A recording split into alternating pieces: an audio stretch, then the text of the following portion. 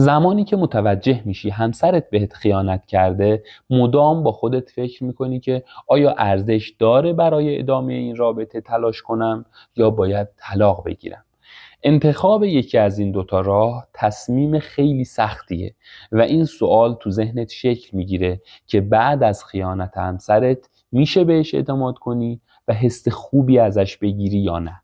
ببینید، بازسازی اعتماد در یک رابطه‌ای که خیانت رو تجربه کرده سخته اما ممکنه. اعتماد مثل یک لیوان شیشه‌ایه که وقتی که خیانت اتفاق میفته این لیوان میشکنه و چند تیکه میشه.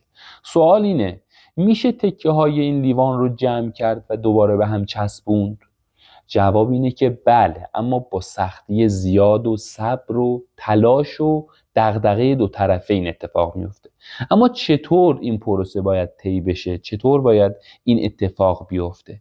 اولیش اینه که فردی که خیانت کرده اشتباهش رو بپذیره. اگر اون فرد اشتباهش رو نپذیره، احتمال اینکه بازسازی اعتماد اتفاق بیفته خیلی پایین میاد. مثلا همسرت بعد از خیانت بهت میگه که تقصیر خودت بود که من به سمت کسی دیگه ای رفتم و از کارش پشیمون نیست. در این صورت نه تنها هیچ اعتمادی ساخته نمیشه، بلکه فاصله بیشتر و بیشتر میشه بینتون. دو اینکه برای شروع بازسازی اعتماد، فردی که خیانت میکنه باید ارتباطش رو با فرد سوم به طور کامل قطع بکنه. مثلا اگر همسرت بهت خیانت کرده، اگر جلوی شما به نفر سوم زنگ بزنه و بهش بگه که دیگه بهم زنگ نزن و جلوی شما سیم کارت رو در بیاره و بشکنه، این رفتار شفافش برای شما خیلی ارزشمنده و میتونه اعتماد شما رو جلب بکنه، اما به شرط اینکه شفافیت و صداقت عملی داشته باشه. اگر هم تو رفتارش و هم حرفش صداقت و شفافیت داشته باشه، باعث میشه که اعتماد و حس خوب در شما شکل بگیره. نکته خیلی مهمی که هستش اینه که اعتمادی که متلاشی شده یه شبه ساخته نمیشه. ممکنه که ماه‌ها یا حتی سالها طول بکشه. بنابراین لازمه که صبر داشته باشی. خیلی ها تصور میکنن که صرفاً اگه دیگه خیانت تکرار نشه اعتماد ساخته میشه.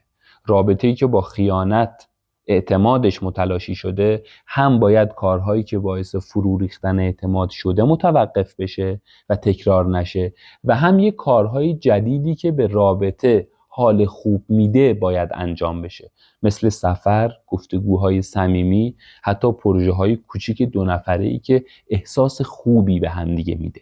اما تا کجا باید صبر کنی، طاقت بیاری، بجنگی؟ واقعیت اینه که بازسازی اعتماد بعد از خیانت همیشه ممکن نیست. باید ببینی که آیا این رابطه ارزش اینو داره صبر کنی، حرف بشنوی، اشک بریزی یا نه. باید ببینی که فرد خیانت کننده واقعا مسئولیت پذیره یا داره دوباره شما رو فریب میده. رابطتون قبل از خیانت بر پایه محبت و احترام و دوستی بوده یا از همون اول احساسات شما برش اهمیتی نداشته؟ باید ببینی هر دو آماده تغییر هستید یا فقط شمایی که اسفند رو آتیشی.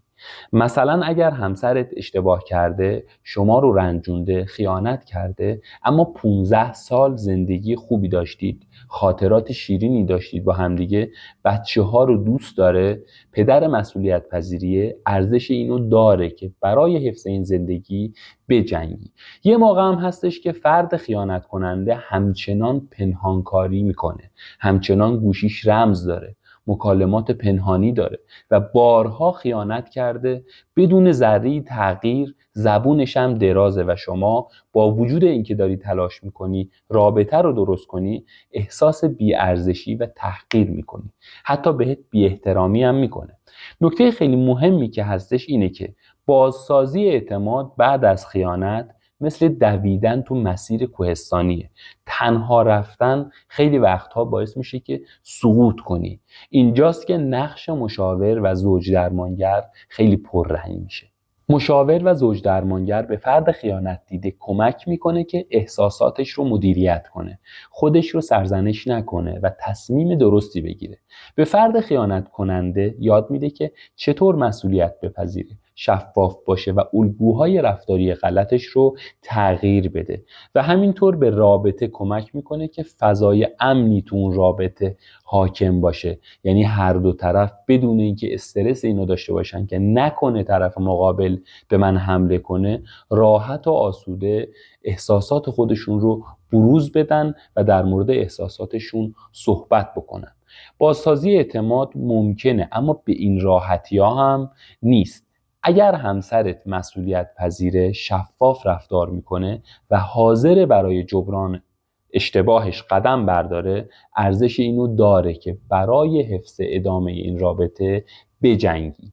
اما اگر پنهانکاری بارها و بارها اتفاق میفته و همچنان اعتقاد داره که گوشی وسیله شخصیه و هر بار قول میده و دوباره کار خودشو میکنه، احساس شما براش مهم نیست، مدرسه و بیماری و تفریح بچه ها براش اهمیتی نداره و انتظار داره شما به تنهایی این کارها رو به دوش بگیری، پایان دادن به این رابطه میتونه انتخاب درستری باشه.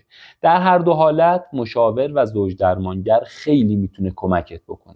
یادت باشه موندن یا رفتن انتخاب توه، نباید جامعه و خانواده و گذشته به جای تو تصمیم بگیره و خیلی مهمه که تمام تلاشت رو بکنی، از مشاور کمک بگیری، اگر تغییر نکرد اقدام به جدایی کنی.